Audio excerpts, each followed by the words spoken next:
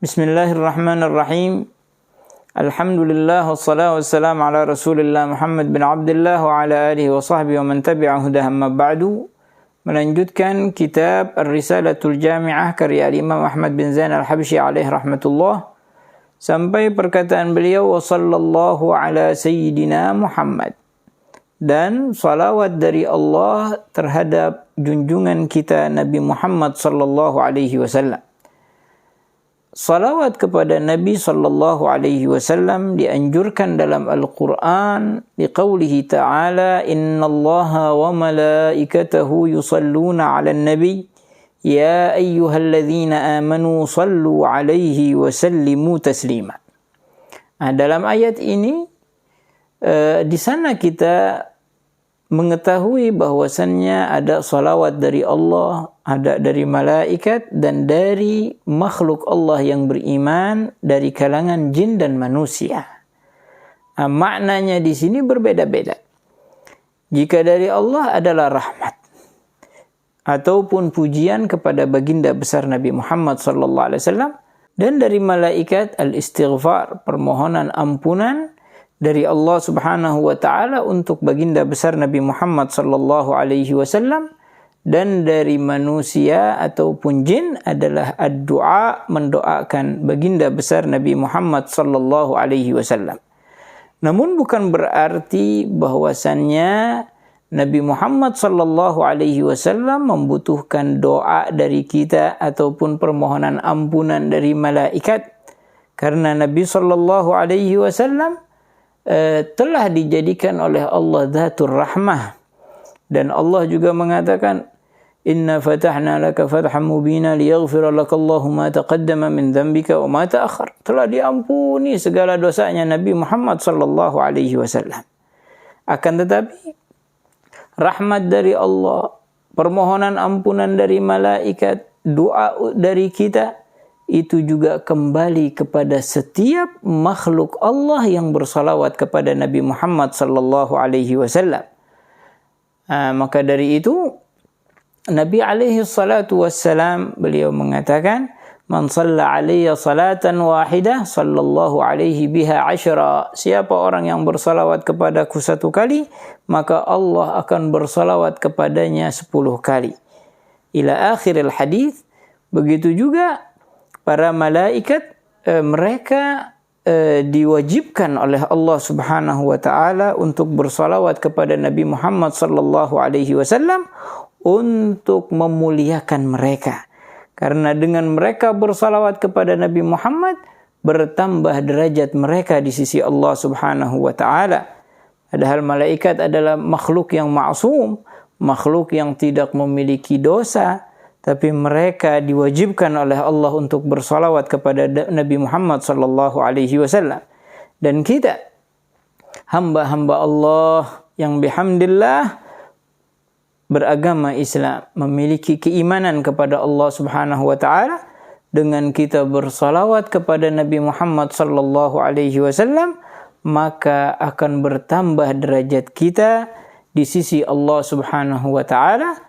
Karena Nabi alaihi salatu wassalam beliau menyampaikan dalam hadisnya, inna awlan nas bi yaumal qiyamah aktsaruhum alayya salata. Orang yang paling dekat, yang paling aku pedulikan nanti di yaumil qiyamah adalah orang yang paling banyak bersalawat kepadaku, kata Nabi Muhammad sallallahu alaihi wasallam. Dengan demikian kita ketahui bahwa orang yang selamat di yaumil qiyamah adalah orang yang diperhatikan oleh Rasulullah, orang yang dekat dengan Nabi Muhammad sallallahu alaihi wasallam. Maka dari itu Nabi alaihi salatu wassalam beliau menyampaikan dalam hadis lain, wailun liman lam yarani yaumal qiyamah. Celaka mereka yang tidak melihat aku di yaumil qiyamah. Menandakan ini ada kejauhan antara mereka dengan Nabi Muhammad sallallahu alaihi wasallam. Wailun liman lam yarani yaumal qiyamah, wailun liman lam yarani yaumal qiyamah, 3 kali diulang sama Nabi Muhammad. Maka ditanya oleh Sayyidatuna Aisyah, siapa mereka yang tidak melihatmu ya Rasulullah? Kata Nabi Muhammad, al-bakhil, orang yang pelit. Apakah pelit harta? Enggak. Al-bakhil man dzukirtu indahu falam yusalli alaihi. Allahumma salli wa sallim wa barik alaih. Tetapi orang yang pelit itu adalah yang apabila namaku disebut di tengah-tengah mereka, kata Nabi Muhammad, tapi mereka tidak bersalawat kepadaku sallallahu alaihi wa alihi wa sahbihi wasallam.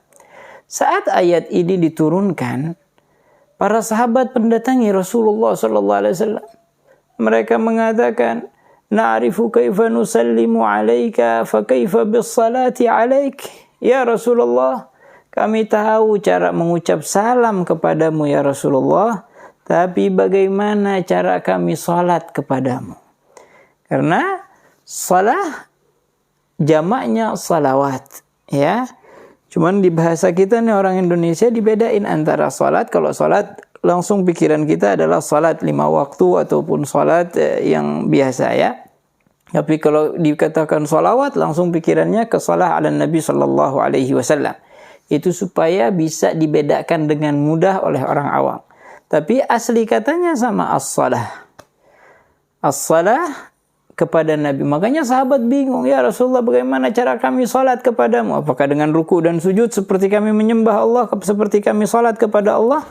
Nabi Muhammad mengatakan, "Qul Allahumma salli ala Muhammadin wa ala ali Muhammad kama sallaita ala Ibrahim wa ala ali Ibrahim fil alamin innaka Hamidum Majid." Dalam riwayat lain ada disebutkan di dalamnya wa azwajihi wa dzurriyyatihi. Ini ajaran dari Rasulullah sallallahu alaihi wasallam, dalam artian itu dasar asli salawat. Ya, asli salah ala Nabi sallallahu alaihi wasallam, Allahumma salli ala Muhammad wa ala ali Sayyidina, Allahumma salli ala Muhammad wa ala ali Muhammad. Adapun boleh enggak ditambahin Sayyidina atau ditambahin kalimat-kalimat lain? Insyaallah nanti kita jelaskan. Intinya adalah boleh dengan catatan tidak melanggar ketentuan-ketentuan at-tauhid, tidak melanggar ketentuan-ketentuan syariat Allah dan Rasulnya Nabi Muhammad sallallahu alaihi wasallam. Salawat kepada Nabi sallallahu alaihi wasallam amatlah penting dalam kehidupan kita.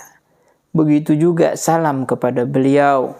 Salam kepada Nabi sallallahu alaihi wasallam sama dengan salawat kepada Nabi Muhammad. Bahkan ulama mengatakan makruh memisahkan antara salawat dan salam.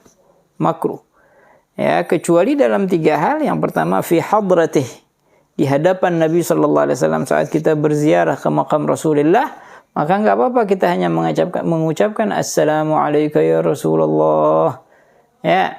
Yang kedua, ada riwayat dari Nabi sallallahu alaihi wasallam seperti tadi salawat Ibrahimi, Allahumma salli ala Muhammadin wa ala ali Muhammad kama sallaita ala Ibrahim wa ala ali Ibrahim.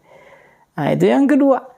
Yang ketiga, minna la minhu, dari kita bukan dari Nabi sallallahu alaihi wasallam. Karena perbuatan para anbiya semuanya wajib. Ya, perbuatan anbiya semuanya wajib. Enggak ada yang makruh, enggak ada yang sunnah. Semuanya wajib bagi mereka. Namun nanti bagi kita mengikuti mereka ada yang wajib, ada yang sunnah, ada yang lain-lainnya. Itu karena hujjah dan dalil yang dikeluarkan oleh para ulama mengikuti sahabat yang bertanya kepada Rasulullah sallallahu alaihi wa alihi wa sahbihi wasallam. Alhasil bahwasannya salawat kepada Nabi sallallahu alaihi wasallam makruh dipisahkan dengan salam. Ya, makruh memisahkan salawat dan salam. Kemudian ma'asyiral muslimin, salam kepada Nabi sallallahu alaihi wasallam adalah di antara perkara yang sangat dianjurkan. Dalam hadis Nabi SAW mengatakan, "Ma min ahadin yusallimu alayya illa raddallahu alayya ruhi hatta arudda alaihi salam." Tidak ada seorang pun yang bersalam kepadaku kecuali Allah mengembalikan ruhku kepada jasadku sehingga aku menjawab salamnya. Setiap hari, setiap saat ada aja orang yang salawat dan salam kepada Nabi sallallahu alaihi wasallam, dan berarti Nabi sallallahu alaihi wasallam setiap saatnya mendapatkan salam dan setiap saatnya pula menjawab salam dari sekian banyak umatnya sallallahu alaihi wasallam menandakan bahwa Nabi alaihi salatu wassalam hidup di kuburnya. Dan ini untuk setiap para nabi, mereka hidup di kuburnya dan mereka diberikan kenikmatan oleh Allah Subhanahu wa taala.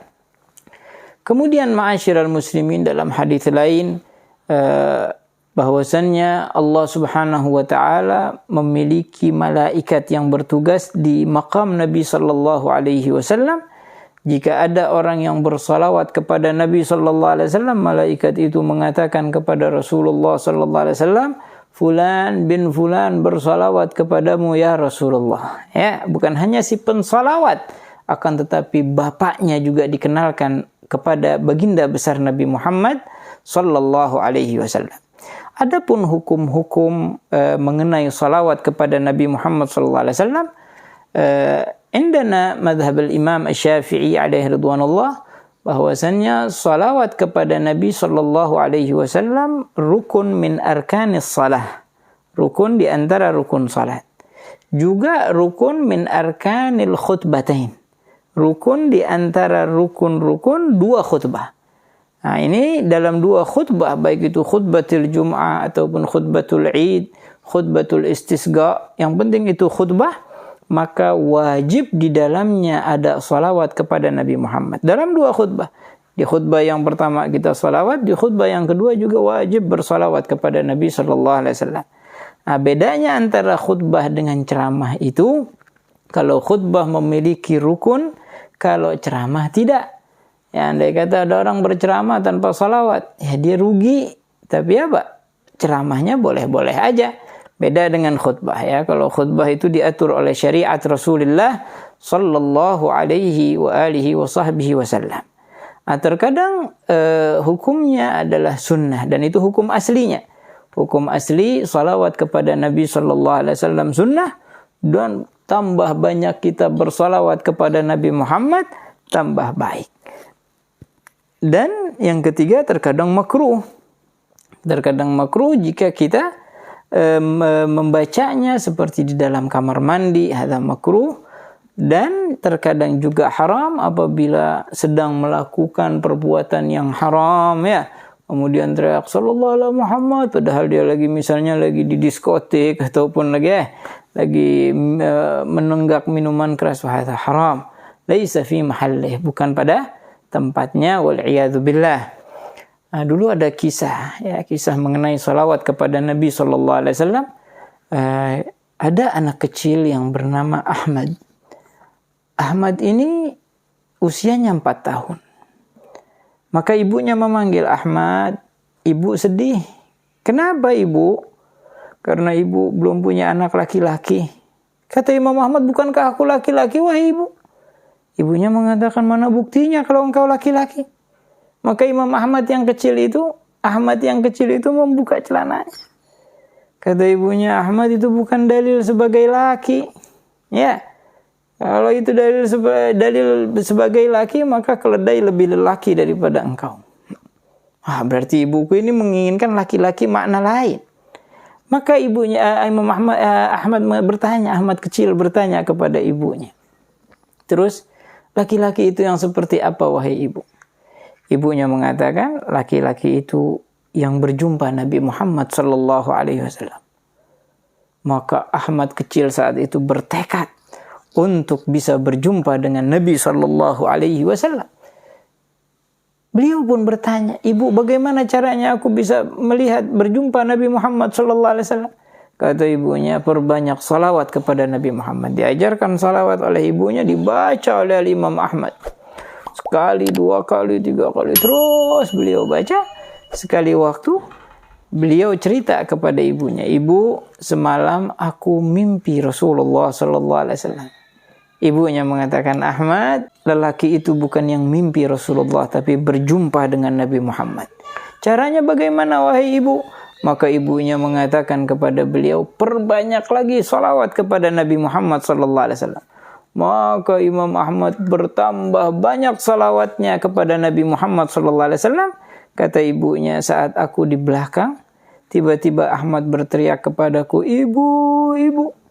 Aku pun bergegas menghampiri kamarnya Ahmad terus mengucap kata-kata dan beliau mengatakan, demi Allah wahai ibu, saat ini Rasulullah ada di hadapanku. Aku pun segera menghampiri kamar Ahmad dan aku buka pintu kamar Imam Ahmad tersebut. Aku tidak melihat Rasulullah, tapi aku mencium wanginya Nabi Muhammad sallallahu alaihi wasallam. Nah, kalau ada yang mimpi Rasulullah bisa berjumpa dengan Nabi Muhammad.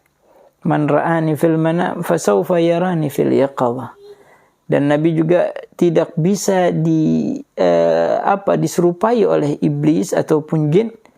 Sama digaulin Nabi SAW, man ra'ani faqad ra'al haq. Siapa yang melihat aku berarti dia melihat kebenaran.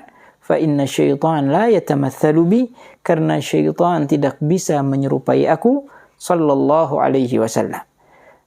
Ahmad di sini adalah Imam Ahmad Al-Badawi alaihi ridwanullah. Kalau yang di majlis-majlis itu biasa ada qasidah bi Rasulillahi wal Badawi. Imam Ahmad Al-Badawi alaihi ridwanullah. Begitu juga ada seorang perempuan mengadu kepada seorang ustadz di padang Arafah. Ini perempuan ini membuat ustadz ini bingung. Ya, perempuan ini mengatakan, wahai ustadz, dengan husnudzannya dia. Wahai ustadz, saya biasanya malam mimpi Rasul, besoknya enggak. Besoknya mimpi lagi, besoknya enggak. Maka ustadz ini ditanya oleh perempuan itu. Bagaimana Ustadz, sekarang sudah 3 malam saya enggak mimpi Rasulullah. Padahal saya ada di Arafah, ada di Makkah Al-Mukarramah. Kata Ustadz tersebut, tambah lagi salawatmu kepada Nabi Muhammad SAW.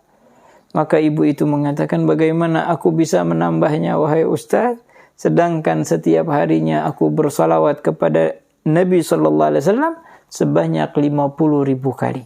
Hakada himmatul rijal wa himmatun nisa, himmah laki-laki dan perempuan di zaman dulu. Mereka hanya kenal dengan Rasulullah. Mereka hanya cinta kepada Nabi Muhammad sallallahu alaihi wasallam. Dengan mencintai Rasulullah, otomatis mencintai zat yang menciptakan Rasulullah sallallahu alaihi wasallam. Semoga Allah Subhanahu wa taala menjadikan kita orang yang gemar bersalawat kepada Nabi Muhammad, menjadikan kita orang yang cinta kepada Allah dan Rasulnya melebihi segala apapun, dan semoga Allah menjadikan kita minal ladzina yastami'una al-qawla fayattabi'una ahsanah. Wa sallallahu ala sayyidina Muhammad wa ala alihi wa sahbihi wa sallam. Walhamdulillahi rabbil alamin.